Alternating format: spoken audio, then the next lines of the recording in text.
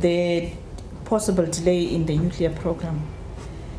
The signs are that in terms of our plans, you would remember that we did give an indication at the time we were announcing the consultative process of the IRP that the nuclear belt, the delivery or the output or the first megawatts out of that plant, for it to happen by 2023, decisions should have been taken by end of this particular year. And as you know, the integrated resource plan was adopted 5 days after the events at Fukushima, and it would really be wrong for us not to consider the results or the lessons that would be coming from Fukushima. And I'm happy to indicate that I've just returned from an International Atomic Energy Agency conference on nuclear safety going forward, looking at the Fukushima experience in particular, and also considering other accidents that have happened. And I just want to indicate that those lessons are actually one of the legs for the plan that we said we need to submit and table in Cabinet. So as we speak, we have not as yet tabled that plan in Cabinet, and the more engagements, and including with people like Mr. Tanaka, it is an indication that we want to enrich our own plan, our own information, so that all the lessons from all over the world can be taken into consideration.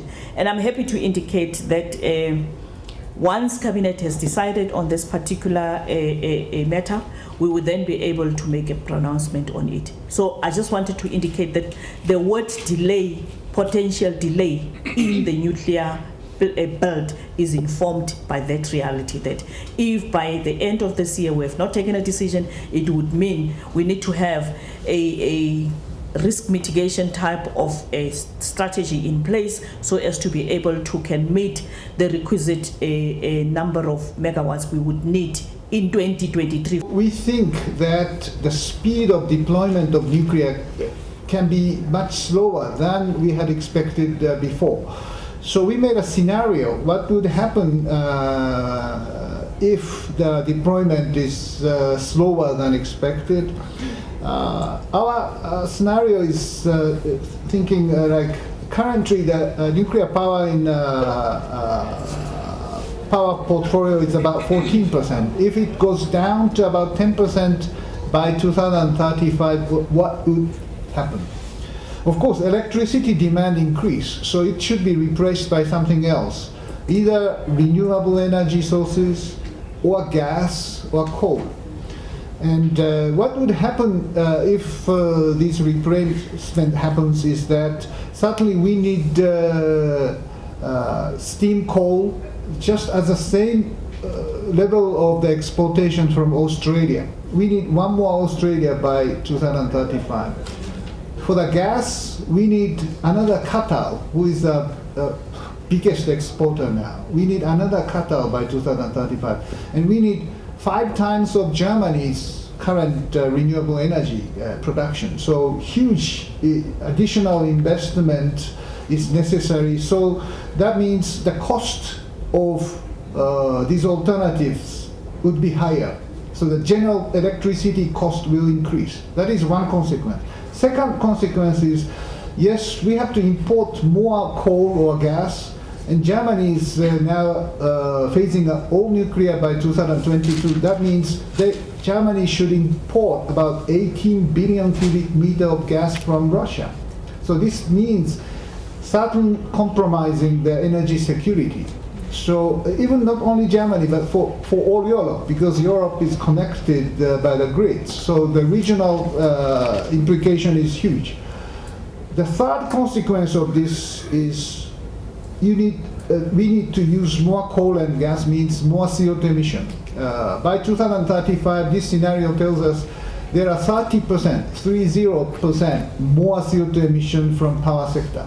So less sustainable. So this is a consequence of the lower nuclear power scenario.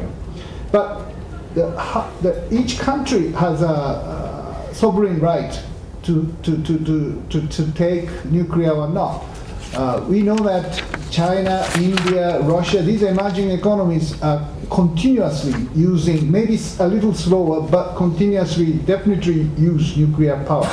South Africa, yes, of course, it's your choice, but our role as agencies providing these data or analysis, what would be the consequence, and the choice is yours. And we strongly believe that nuclear must be a part of the solution to the sustainability, to the security, and to the economic growth for the future, especially for the much faster growing economies. And and also the question is what would happen to the coal power plant is going to be invested. Yes, certainly the coal is necessary, but if the technology lock-in happens, it's very difficult to phase to retire it earlier. It's a decision for 40, 50 years. So we strongly recommend, if the coal power plant is going to be utilized, make it CCS, carbon capture and storage, ready. When the technology is more available and usable and commercially viable with certain level of carbon price or carbon tax, then this technology should be applied, deployed